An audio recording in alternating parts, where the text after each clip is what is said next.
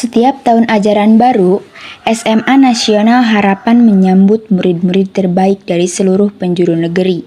Mereka semua datang dengan satu tujuan yang sama. Bersaing, bukan hanya untuk nilai, tapi juga untuk masa depan yang gemilang. Suara bel sekolah.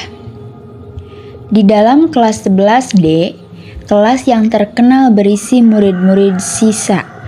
Seorang gadis dengan kacamata dan seragam sempurna berdiri tegak di depan. Namanya Nisa Pramesti, ketua kelas yang super rajin. Dalam hatinya dia bertekad, aku harus memastikan kedisiplinan di kelas ini tetap terjaga, apapun yang terjadi.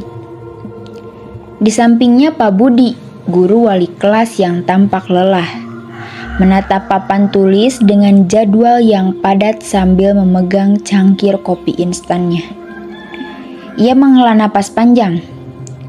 Baiklah anak-anak, sebelum kita mulai perkenalan, tiba-tiba Nisa menyela dengan wajah frustasi, menunjuk sebuah kursi kosong di barisan belakang. Maaf Pak, ada satu murid lagi yang belum hadir, namanya Raka Aditya. Pak Budi memijat keningnya. Ya ampun, anak itu lagi, selalu saja. Belum selesai, Pak Budi mengeluh.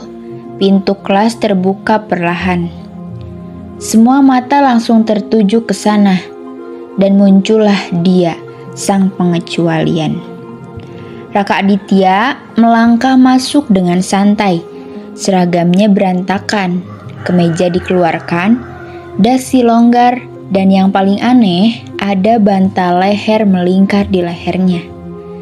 Matanya terlihat mengantuk, seolah baru saja bangun dari tidur nyenyak. Selamat pagi, ucap Raka dengan suara datar sambil menguap lebar. Maaf terlambat. Nisa menatap Raka dari atas sampai bawah dengan ekspresi kaget bercampur marah. Dalam hatinya dia berteriak, lihat seragamnya, betapa tidak disiplinnya anak ini. Tanpa memedulikan tatapan teman-temannya, Raka berjalan santai ke kursi kosong di belakang. Dia menarik kursinya dengan kaki, lalu langsung menjatuhkan diri dan meletakkan kepalanya di atas meja. Siap untuk tidur lagi. Lanjutkan saja Pak, gumamnya pelan. Anggap saja saya tidak ada. Raka, Pak Budi menggebrak meja, kesabarannya habis. Jangan tidur di kelas. Kita akan langsung mulai dengan materi.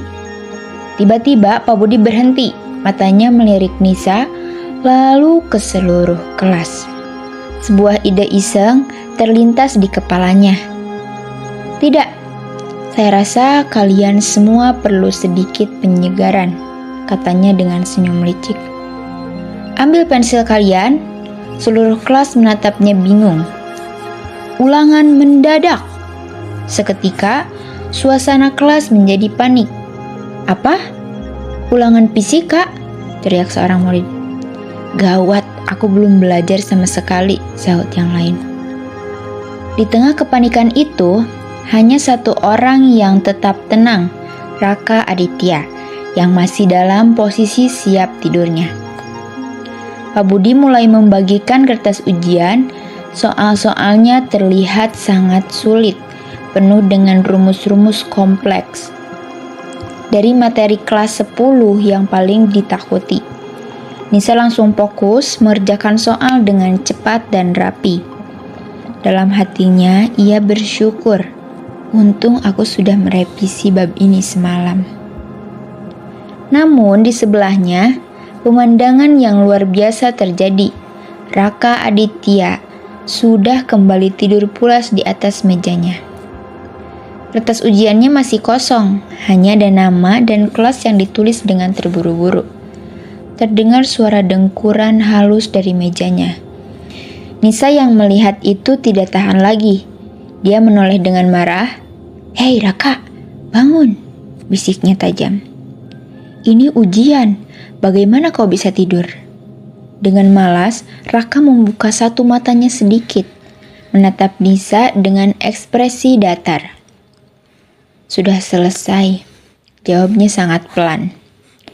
Nisa mengerutkan kening, tidak percaya. Selesai apanya? Kertasnya saja masih kosong. Tapi kemudian, sesuatu yang aneh terjadi. Dalam gerakan super cepat, Raka mengambil pensilnya. Tangannya bergerak secepat kilat di atas kertas, mengisi setiap jawaban dengan presisi yang luar biasa. Hanya dalam waktu kurang dari 2 menit, dia meletakkan pensilnya kembali dan kembali tidur. Pak Budi yang sejak tadi mengawasi, berjalan menghampiri Raka dengan wajah kesal. Sudah selesai ya? Bagus, katanya sinis sambil mengambil kertas ujian Raka. Biar saya lihat nol besar Anda. Kalimat Pak Budi terputus. Matanya terbelalak kaget, kacamata bacanya sampai melorot ke ujung hidung. Semua jawaban di kertas ujian Raka terisi dengan sempurna, bahkan lebih rapi dari tulisan Nisa. Tidak mungkin, gumamnya tak percaya. Nisa yang penasaran mengintip dari belakang dan ikut terkejut. Di sudut kanan atas kertas itu tertulis angka besar berwarna merah.